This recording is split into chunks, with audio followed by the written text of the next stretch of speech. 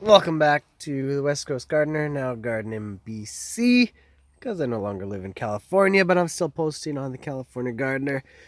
Hey, just wanted to give you a little recycling method of starting your vegetables. I think I saw someone growing vegetables in coffee cups before, but I had this idea when I was drinking out of these. They give you these cold beverages like smoothies, ice caps, other iced coffees in these kind of cups, and I figured, well, this is almost like a mini greenhouse.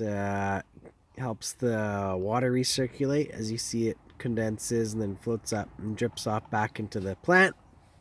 So tried it out, and guess what? I just planted these ones today, so there's nothing growing in those ones, but you can see even Starbucks cups work. They have a nice dome there.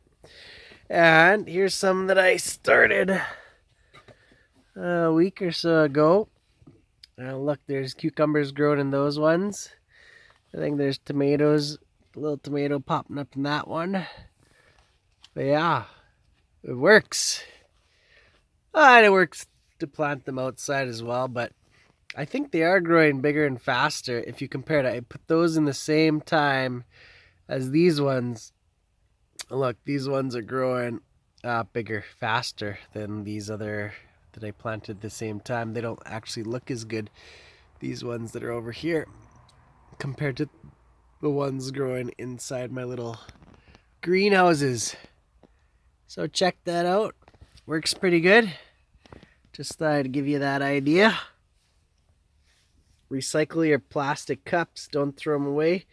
Keep them for starting new vegetables like tomatoes, cucumbers. Seems to work really well. Thanks for watching. Don't forget to subscribe, hit that like button, and share if you want to. See you later.